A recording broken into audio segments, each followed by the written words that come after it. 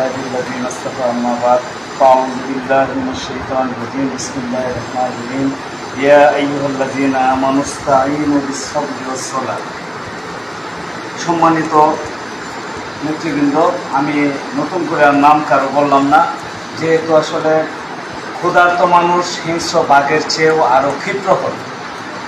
রাত্রে 10:35 সুতরাং সবাই দীর্ঘক্ষণ যাবৎ কথাবার্তা বলতেছি, সেহেতু ধৈর্যের আমরা ভার অনেকটা ভেঙে দেওয়ার অবস্থায়। এই জন্য আমি পবিত্র কালামে পাকের যে একটা আয়াত তেলাওয়াত করছি, হে ঈমানদারগণ, আল্লাহ পাক ঈমানদারদেরকে ডেকে বলছেন, হ্যাঁ ওয়াস্তাঈনু, তোমরা কি করো, আল্লাহর উপর ইস্তেআনাত করো। এক করো কীভাবে? বিসসবরি ওয়াস-সালাহ, ধৈর্যের সহিত, হ্যাঁ, এবং নামাজের সহিত। বলছে কি করার জন্য? এক করার জন্য। ধৈর্য ধরা পৃথিবীতে খুব কষ্টের কাজ। আসলে ধৈর্য ধারণ করা খুব কষ্টের কাজ, কিন্তু একজন বুজুর্গানের দিন বলছেন ধৈর্য ধরা সহজ। কীরকম সহজ? কিন্তু আপনার একটা পা ভেঙে গেছে, এটা ধৈর্য না ধরে তো কোনো ভাও নাই। এটা কি জয়েন্ট হবে, ডাক্তার যাইতে হবে, সেলাইতে হবে, এটা এয়ার ট্যাগ করতে হবে, ব্যান্ডেজ করতে হবে, এইভাবে কষ্ট করে আপনার পাও জ্বলাই রাখবো, এটা কিছু করার না, আপনার ধৈর্য ধরতে হবে। কিন্তু ধৈর্য ধরার পরে, হ্যাঁ, ধৈর্যের মধ্যে ধৈর্য ধরে আল্লাহর উপর ইস্তেকামত করার পর যা হয়েছে আল্লাহর পক্ষ থেকে হয়েছে, আলহামদুলিল্লাহ, এই ইস্তেকামত করা খুব কঠিন। তো যাই হোক, আমি ওনার কথাতে শুরু করতে চাই, যে হচ্ছে আসলে বিষয়টা হলো, আমার সম্মানিত সিনিয়র সহসভাপতি ক্ষমা চেয়েছেন। আসলে যে বলা হয়েছে, honesty is the best policy, discipline is the best policy, quality is the best policy, quantity is the best policy, plan is the best policy. অর্থাৎ আপনার পরিকল্পনাটা একটা উত্তম পলিসি আমাদের জন্য, কৌশল, এবং আমাদের সততাটা একটা কৌশল, আর শৃঙ্খলার একটা কৌশল। এটা যদি না থাকে কোথাও, সেখানে কখনোই সফলতা আসতে পারে না। যেমন আপনাদেরকে একটু উদাহরণ দিই। উদাহরণটা হলো, আজকে থেকে আপনার 23 বছর আগে আমি ছাত্র দলের যখন দায়িত্ব ছিলাম, আমার বিএনপির ভারপ্রাপ্ত চেয়ারম্যান তারেক রহমান সাহেব আমাদেরকে একটা কর্মশালার জন্য ডাকছিল। এই মুন্সিগঞ্জের কেরানীগঞ্জের একটা গার্লস স্কুলে, ওই স্কুলে আমাদেরকে কনভেন্স দেওয়া হয়েছে, গাড়ি দেওয়া হয়েছে, একটা করে গেঞ্জি দেওয়া হয়েছে, একটা ক্যাপ দেওয়া হয়েছে, একটা কার্ড জোড়ায় দেওয়া হয়েছে, একটা ফাইল দিছে, ফাইলের মধ্যে খাতা, কলম, পেন্সিল সহ আরও কিছু জিনিস দেওয়া হয়েছে। যাওয়ার সাথে সাথে আমাদেরকে নাস্তা করানো হয়েছে। তো নাস্তার পরে কফি হাউস ছিল, যখন মন চায় কফি খাবেন, চা খাবেন, এরকম ছিল।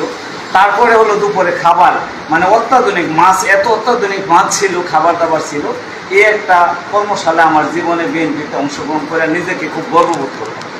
বিশ্বাস করবেন, গত বৃহস্পতিবার দিন গাজীপুর জেলা ইসলামিক আন্দোলনের একটা কর্মশালা, তরবিয়াত মানে হলো প্রশিক্ষণ কেন্দ্রে আমি গেছি।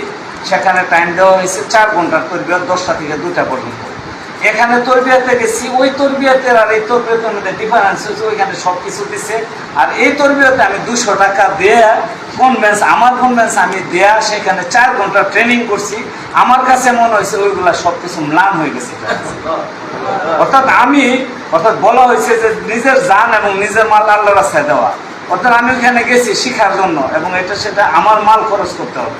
দেখেন কত জিনিস, মানে গুরুত্বপূর্ণ একটা জিনিস।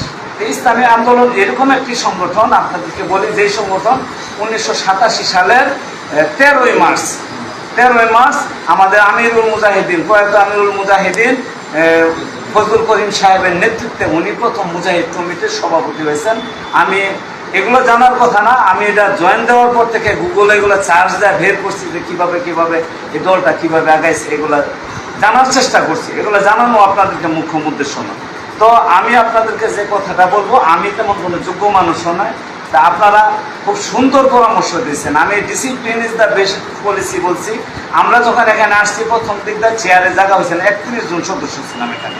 হ্যাঁ, পরে কিছু 2 জন কমছে, 2 জন চলে গেছে, পরে 3 জন আসছেন, আমাদের থেকে আবার 3 জন চলে গেছে। আপনি খেয়াল করেন, এখন আমাদের এখানে 23 জন আছে, বাচ্চা সহ 24 জন আছে। এই যে অবস্থা আমাদের, দেখেন খেয়াল করে, ডিসিপ্লিন কি এখানে রয়েছে? ডিসিপ্লিন কিন্তু নাই। একটা ইসলামিক সংগঠন, এখানে যে আমাদের ডিসিপ্লিন থাকতে হবে।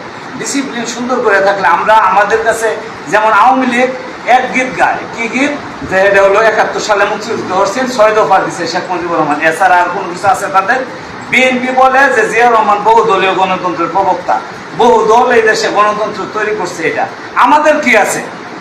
আমাদের বুঝতে হবে যে আমাদের দলের বয়স হচ্ছে 37 বছর, 38 বছর। তাই না? কিন্তু 37 বছর 38 বছরে তো আমাদের ইসলাম আমাদের এই দল প্রতিষ্ঠিত না।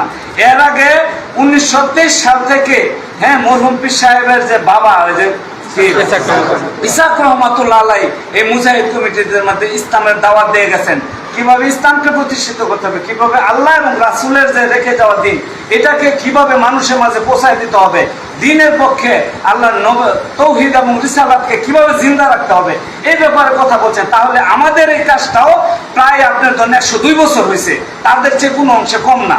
তো কিছু লোক দেখবেন যে এমপি হইতে চায়। এমপি কিভাবে হইতে চায়?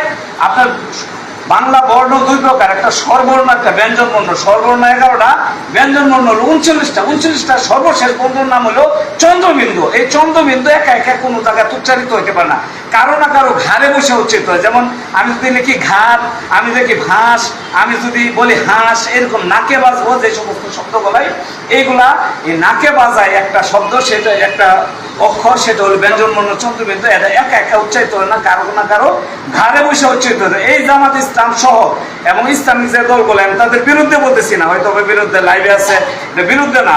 এবং এই ধরুন হেফাজত ইসলামের যে দলগুলো আছে, খেলাফতে মসজিদ সহ, এরা যা করতেছে, এরা বরাবরই কোনো না কোনো দলের উপর ভর করে এমপি মন্ত্রী হইতেছে, যার দরুন এরা দাঁড়াইতে পারে না। ইসলামী আন্দোলন আমি প্রথম থেকে দেখছি, একবার বোধহয় এরশাদ সাহেবের সাথে হালকা একটা খনিক একটা জোট হয়েছিল, এছাড়া কোনো মহিলাদের পিছনে ওই জোটের আমির পীর সাহেব চরমনাই ছিল, এটা 2001 সালের আগে।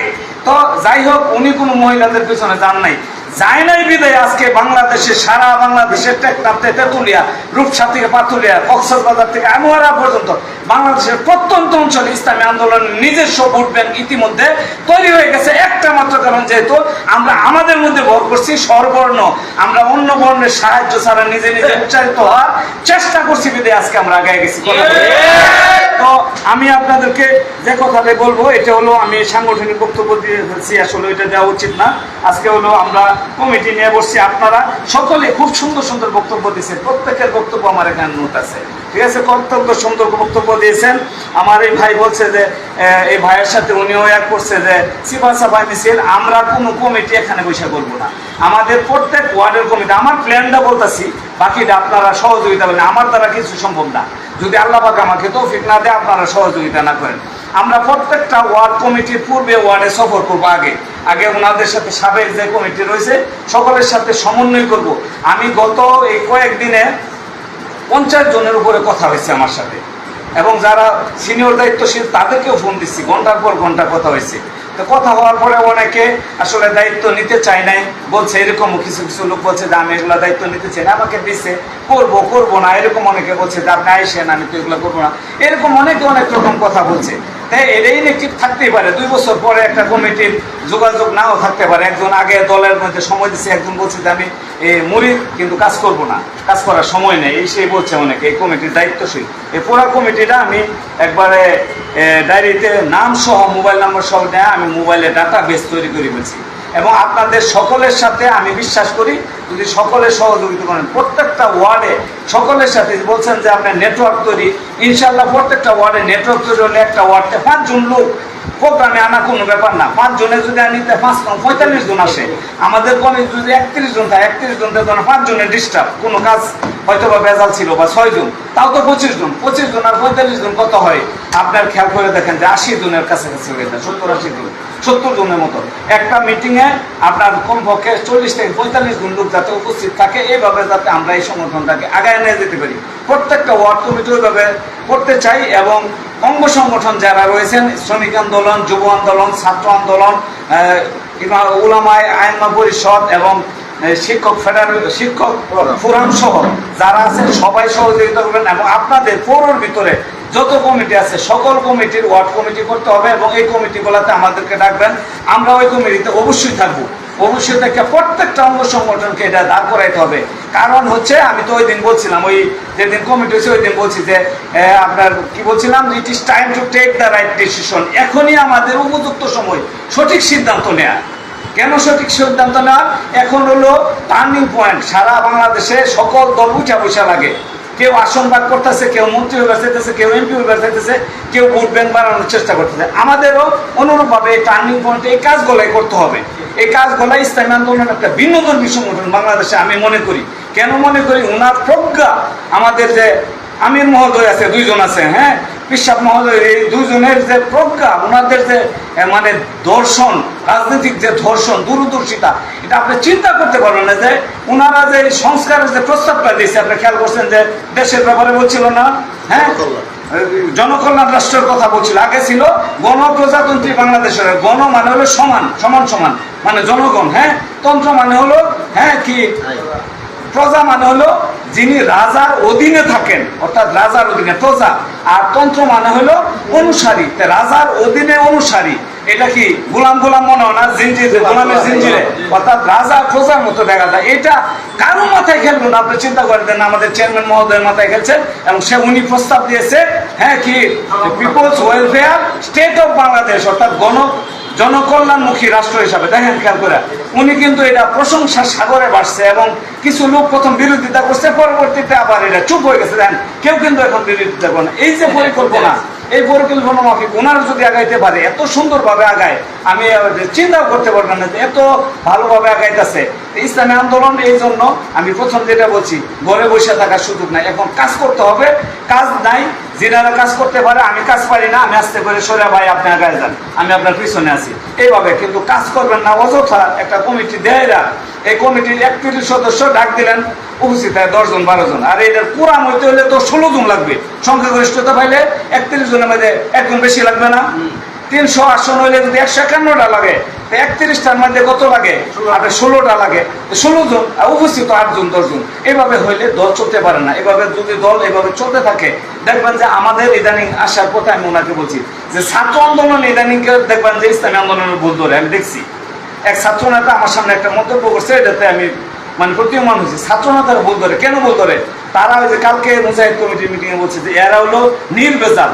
বিএনপিতে আমাদেরকে বলা হয়েছে ছাত্র দল হলো মূল চালিকা শক্তি, অর্থাৎ মেইন প্রোডাক্ট। এরা জন্মগতভাবে ইসলামী আন্দোলন থেকে তৈরি হয়ে আসছে, কারণ ছাত্র আন্দোলন করবে, যুব আন্দোলন করবে, শ্রমিক আন্দোলন করবে, তারপরে মুজাহিদ কমিটি এবং ইসলামী আন্দোলন আসবে। তাহলে তারা পুরা পাকাপুক্তা না? আমরা তো পাকাপুক্তা না। আমার ব্যাকগ্রাউন্ড খুঁজতে বিএনপি খুঁজে লাগবে, আমাদের ব্যাকগ্রাউন্ড খুঁজতে হয়তো বা আরেক দলে খোঁজা লাগবো, কিন্তু তাদের ব্যাকগ্রাউন্ড খুঁজতে, অর্থাৎ তারা ছাত্র A for apple, B for ball, C for cat পড়ার সাথে সাথে ইসলামী আন্দোলনের সাথে পড়ছে, সুতরাং তারা আমাদের চেয়ে অবশ্যই আগায়। এই জন্য আমাদের দল অনেক আগায়। এই কমিটি গলায় আপনারা সার্বিক সহযোগিতা করবেন, সহযোগিতার মাধ্যমে এই কমিটিটা খুব সুন্দরভাবে আমরা করতে চাই। আমাদের আর পিছনে ফিরে থাকার কোনো সুযোগ নাই। আমি আসছি দেখে আহামরি কিছু হয়ে গেছে এরকম না। আরে আপনারা দল করছেন বিদায়, উনি 1987 সাল থেকে এই ইসলামী আন্দোলন মুজাহিদদের দ্বারা সারা বাংলাদেশে প্রতিষ্ঠিত করছে। পরে সেনা ইসলামী আন্দোলন, ইসলামী শাসনতন্ত্র আন্দোলন উনি কায়েম করছে। এই যে আপনারা কাজ করছেন দেখেছেন, আজকে আমরা এখনো 24 জন লোক আছি। কাজ করছেন বিদেশে না, কাজ করছেন না কেনা করছে, কাজ অবশ্যই করছেন, কিন্তু এখন কাজের পরিধি বাড়ছে, জায়গা বড় হয়েছে। আমার জমি 1 বিঘা ছিল, এখন জমি ছেলেবেলেরা কিনা 3 বিঘা বানায় রয়েছে। সুতরাং আমার তো বীজ বেশি ফলন করতে হবে, জমি বাড়ছে, জমি বাড়লে ফলন বেশি হইতে হবে না? আমাদের কাজ বাড়ছে, কাজের পরিধি বাড়ছে, সেহেতু আমাদের কাজ ভাড়ায় করতে হবে। সর্বোচ্চ কাজটা আপনাদেরকে নিয়ে করতে চাই, যদি সহযোগিতা করেন। এই গোলাম আল্লাহর এই গোলামকে যদি আপনাদের সাথে রাখেন, আমি আপনাদের সাথেও না, আমি বলছি আপনাদের পিছনে থাকতে চাই। পিছনে থেকে যেখানে ডাক দিবেন সেখানে ইনশাল্লাহ যাওয়ার চেষ্টা করি ইনশাল্লাহ। আগামী দিনের শ্রীপুর ইসলামী আন্দোলন, শ্রীপুর পৌরসভাকে সর্বোচ্চ বেগবান করার লক্ষ্যে যত ধরনের পদক্ষেপ নেওয়া দরকার আপনাদের পরামর্শ ভিত্তিক নিব। কোনো অংশে বিএনপি, আওয়ামী লীগ থেকে ইসলামী আন্দোলন শ্রীপুর পৌরসভা পিছিয়ে থাকবে না ইনশাআল্লাহ। এবং আগামী দিনের যে নির্বাচন হবে, জাতীয় নির্বাচন থেকে শুরু করে উপজেলা আছে, ইউনিয়ন পরিষদ আছে, পৌরসভা আছে, সকল নির্বাচনে শ্রীপুর পৌর ইসলামী আন্দোলন সক্রিয় ভূমিকা পালন করবে এবং সর্বোচ্চ ব্যানগার্ড হিসাবে আপনাদের পাশে দাঁড়িয়ে থাকবে ইনশাল্লাহ। এই আশাবাদ ব্যক্ত করে আপনাদের এই মহামূল্যবান সময় নষ্ট করার কারণে এবং আপনাদেরকে ডিসিপ্লিন যথাযথ রক্ষা করতে পারি নাই, সবাইকে যথাযথ সময় দিতে পারি নাই কথা বলার জন্য। এই জন্য এই মিটিংয়ের, আজকের মিটিংয়ের যত ব্যর্থতা আছে, সকল ব্যর্থতার দায় আমার উপরে আমি নিলাম এবং সফলতার সমস্ত দায়ভার আপনাদের উপরে, এই আশাবাদ ব্যক্ত করে আবারও আপনাদেরকে ধন্যবাদ, অভিনন্দন, মোবারকবাদ জানিয়ে আমি আমার কথা এখানে শেষ করছি এবং আজকের এই সভা এখানেই সমাপ্তি ঘোষণা করছি।